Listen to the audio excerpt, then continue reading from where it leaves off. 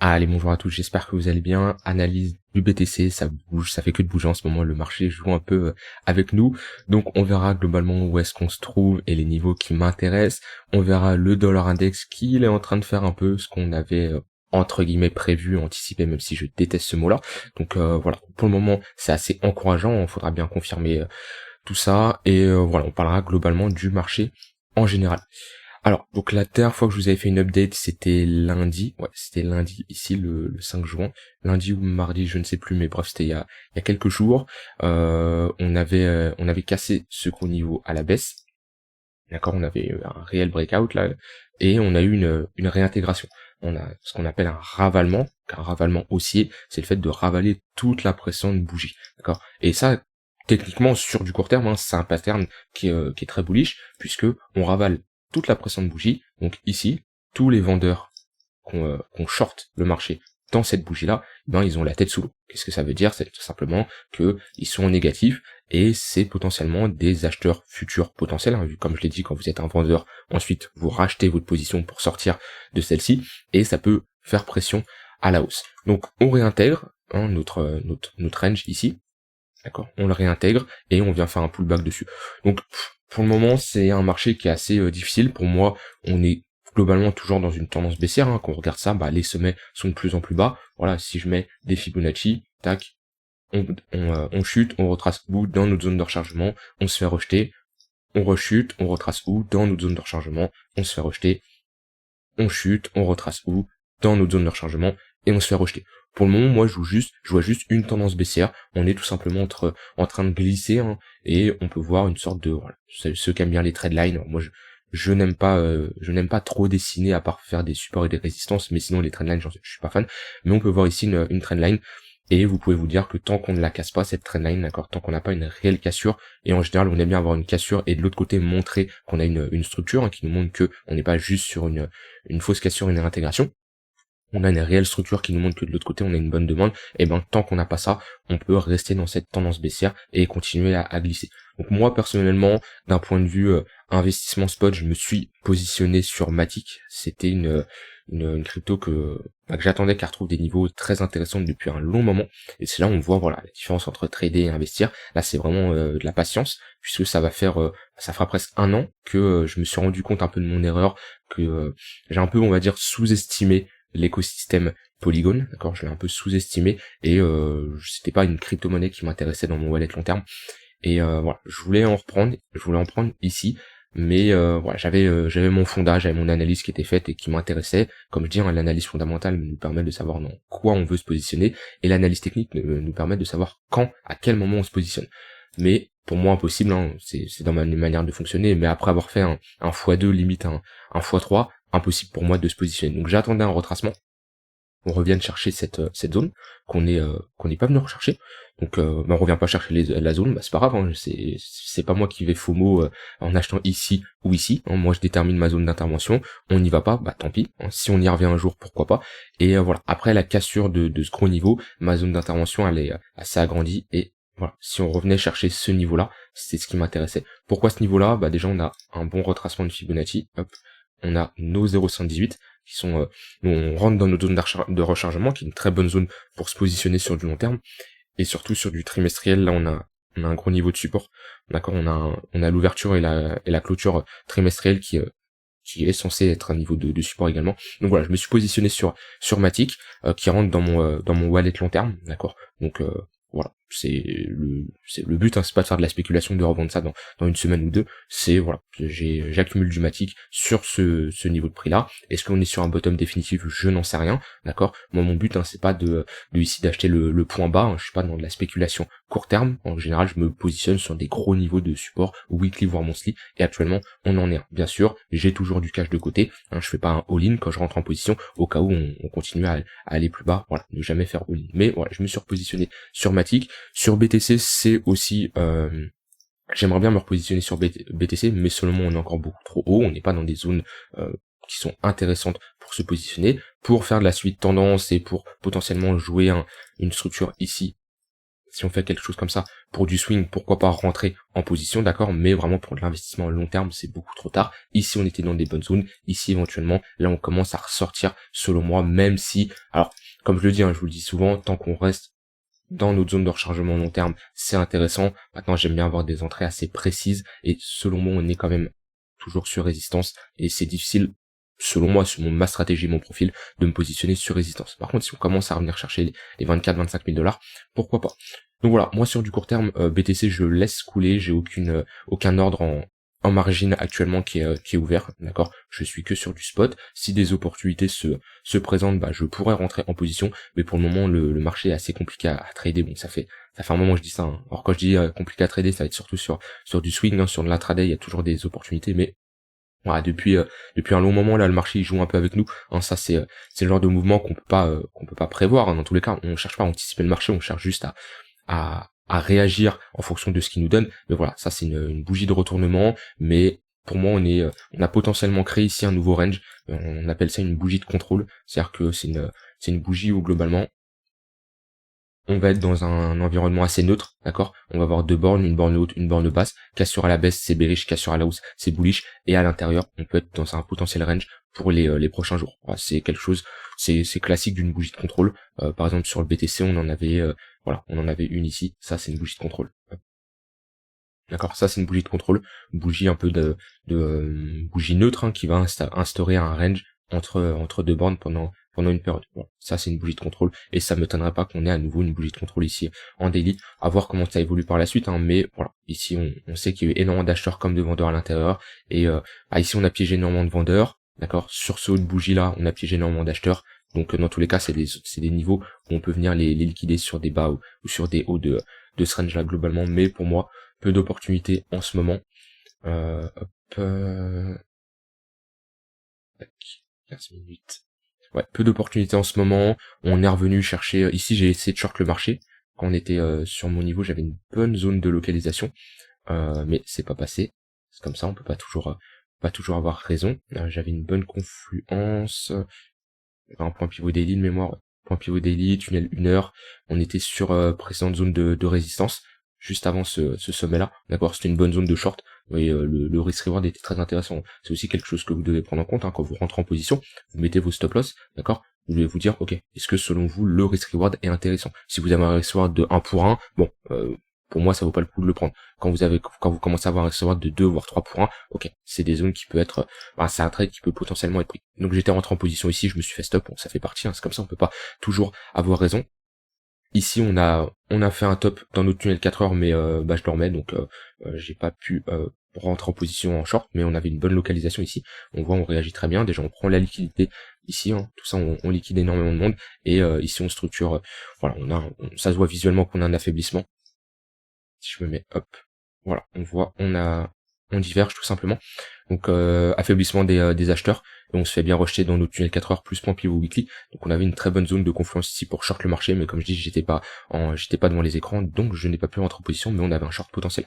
Voilà, c'est un peu globalement ce que je vous dis, hein, quand on a comme ça qu'on est dans une tendance baissière, et qu'on a des 3 niveaux, hein, moi à chaque fois qui m'intéresse, mon tunnel 15 minutes, mon tunnel 1 heure et mon tunnel 4 heures.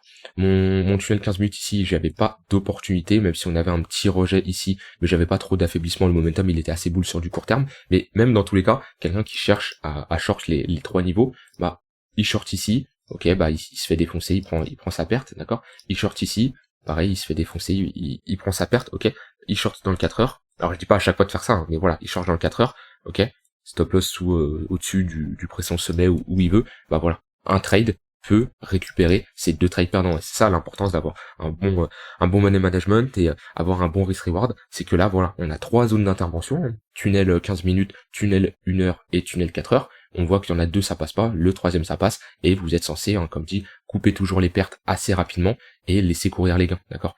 Ça c'est l'erreur de beaucoup de gens, c'est de décaler un stop loss, ça veut dire ils vont par exemple ici rentrer en position. Moi je mets un stop loss assez serré, hein, j'avais un stop loss sous pression sommet, et qu'on va y aller, ils vont se dire ah non je décale mon stop loss, il l'augmente, et voilà, couper les pertes rapidement, c'est très important. Et pareil par contre quand vous êtes en gain, d'accord, quand le trade vous donne raison et vous part dans votre direction, c'est pas parce que vous vous dites ok ça y est j'ai fait quelques gains je coupe, non, laissez courir les gains jusqu'à qu'on arrive à vos zones, voilà, après ça dépend, vous en fonction de votre stratégie, vous avez peut-être mis un TP sur le point pivot weekly, sur le point pivot daily, sur des niveaux de support et de support, ouais voilà, chacun gère en fonction de sa stratégie, mais très important, un trade peut, le gain d'un trade peut vous récupérer la perte de 2-3 trades, ça c'est quelque chose de très important. Donc voilà, pour le moment on commence à rentrer à nouveau dans un range, on voit les moyennes mobiles commencent à être plates, voilà, le 1 heure il commence à être plat même si on évolue toujours à la baisse. Donc moi personnellement ici on a d'ailleurs posé là il y avait un setup de long, hein. J'ai vu quelqu'un dans le Discord, il avait long le marché, enfin je sais pas si c'est parce qu'on avait ces conditions qui étaient là, mais voilà, il y avait je l'avais dit en vidéo, il y avait une opportunité de long ici, maintenant c'est un peu de la contre-tendance parce que on pouvait pas prévoir un gros mouvement comme ça, mais voilà, c'était de la contre-tendance, mais on était sur un bon niveau de support qui était intéressant pour pourquoi pas prendre un trade. Et actuellement, éventuellement, si on revient chercher ce bas de niveau, vu qu'on est potentiellement dans un nouveau range, ça peut être intéressant à voir comment on y va et comment les acheteurs réagissent sur ce niveau-là. Mais pour le moment, je ne chercherai pas d'un point de vue swing à rentrer en position. Il n'y a pas grand-chose j'ai pas trop d'opportunités là visuellement qui pourraient m'intéresser. Après sur de l'intraday, on peut toujours rentrer trouver des trades, hein, mais comme je dis pour le moment, je me concentre sur du spot. Il y a pas mal d'alts compris cher. Hop. J'ai beaucoup d'altcoins qui revient sur des niveaux très intéressants. Matic, comme je l'ai dit, qui revient sur des niveaux intéressants. On a Atom qui casse des gros niveaux et qui revient sur un support très important, là où il avait posé un gros bottom. Voilà, on est sur un très très gros niveau.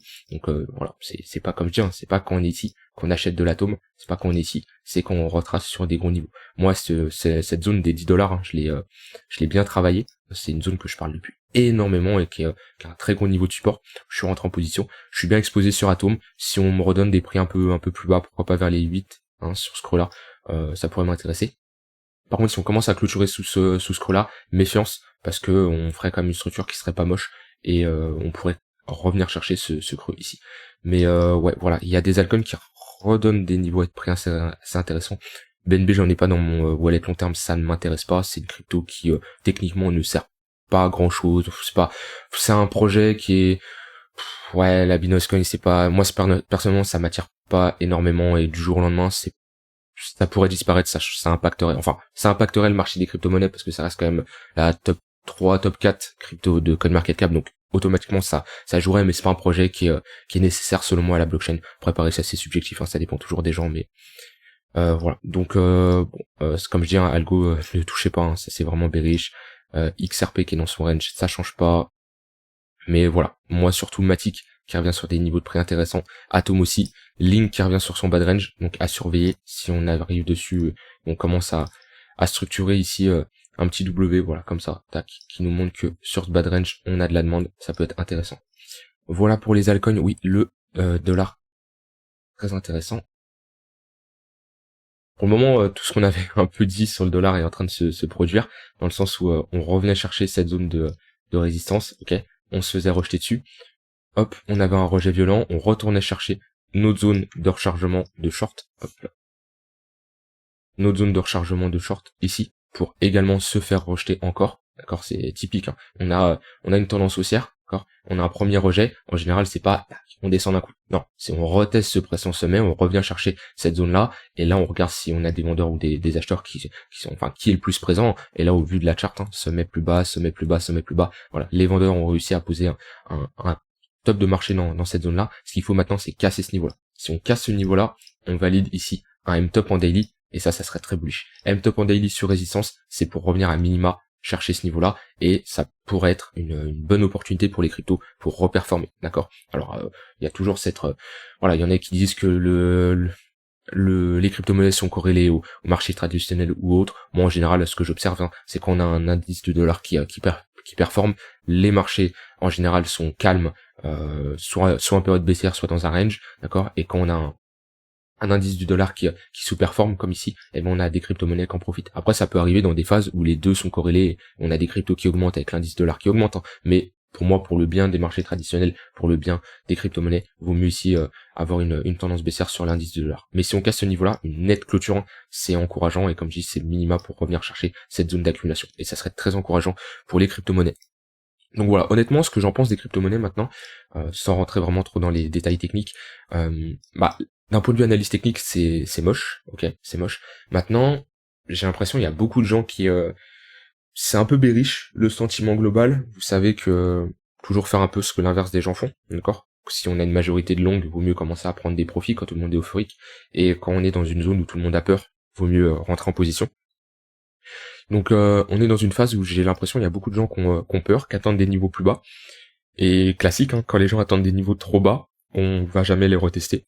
Cette zone des 25 000 $, ça a beaucoup été parlé, beaucoup de gens l'attendent.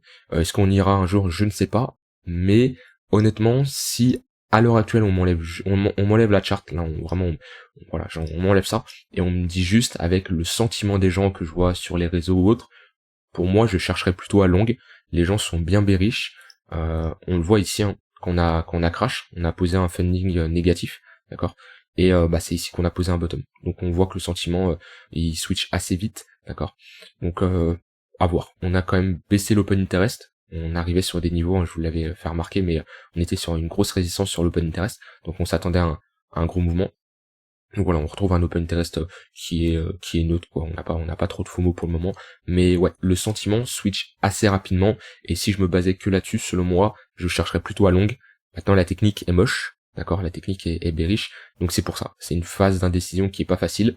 Comme je dis, je me concentrais plus sur certaines altcoins, sur des gros niveaux de support à en accumuler sur du spot, et d'un point de vue trading, patience, qu'on me donne vraiment de réelles confirmations, parce que pour le moment c'est pas trop ça. Et voilà. Sur l'intraday, quand même, sur du court terme, je chercherais plutôt à short, au vu de la charte. Mais méfiance. Méfiance, le marché, on retrouve pas mal de volatilité. Le marché joue beaucoup ici, hein, en ce moment, avec les gens, la psychologie des gens. Et voilà, soyez prudents, faites gaffe à vos stop loss, et voilà, essayez d'avoir un coup d'avance toujours. Et comme je dis, hein, vous n'êtes pas obligé de trader tous les jours, il n'y a pas à toujours chercher à rentrer en position. Concentrez-vous aussi à lire le fondamental de certaines altcoins, vous intéresser à certains projets. On n'est pas obligé que trader, hein. Il y a beaucoup de choses, il y a beaucoup d'autres choses intéressantes à faire sur les marchés dans le secteur des cryptos. Voilà, j'espère que cette vidéo vous aura aidé. J'ai dit tout ce que j'avais envie de dire, j'ai rien d'autre à ajouter. Je vous souhaite une très bonne fin de journée. On se retrouve demain pour une prochaine vidéo. Bye bye.